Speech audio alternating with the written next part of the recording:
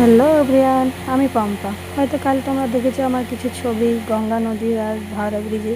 তো আমরা চলে এসেছিলাম কালকে বনগাঁ। আজ একটু ঘুরতে যাচ্ছি বনগাঁ ক্যাফে।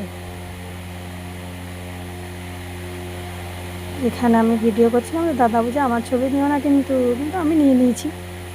দাদার মুখটা ঠিক আছে নি, কিন্তু দাদাকে নিয়েছি।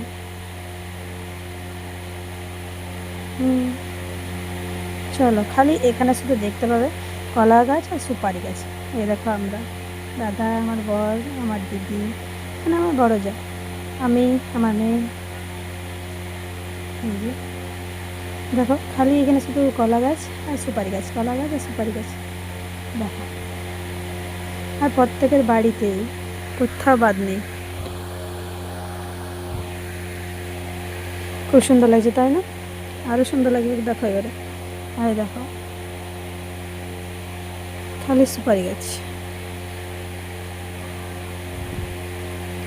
এগুলো কী গাছ জানি না,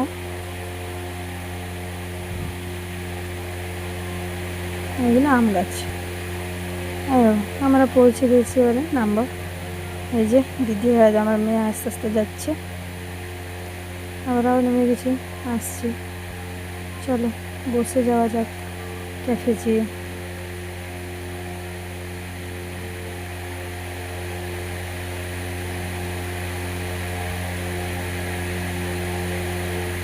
চলো বসে ফেলি, আর কিছু চেয়ার দেখে বসে নি। এখানে বসবো না, আমরা আরো ভিতর দিকে যাব, ভিতরে গিয়ে বসবো। ওই যে এখানে, এখানে যে বসবো। একদম ফাঁকা ছিল, সকালে তো আর অত ভিড় হয় না, হয় শুধু রাত্রের দিকে হয় ভিড়টা, সন্ধ্যের দিকে হতে থাকে ভিড়। রাত্রে তো দেখাবে না, লোক দাঁড়াবার জায়গা থাকে না নাকি এখানে, আমরা তো ঠিক জানি না, দিদি বলছিল। ও তো এসছে অনেকবারই, খুব ভিড় হয়।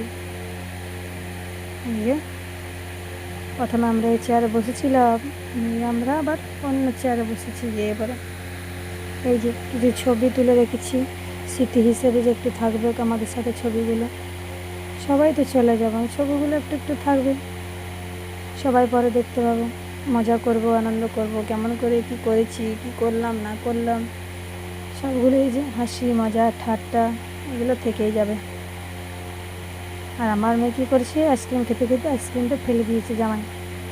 এই যে আমরা একটু মজা করছিলাম, ভাঁড়গুলো সাজিয়ে সাজিয়ে দিয়ে আমি টিস্যু পেপার দিয়ে দিয়েছি। এই যে আমার মেয়ে, এই যে দিদি আইসক্রিম খাচ্ছে, আমার মেয়ে আইসক্রিম খাচ্ছে।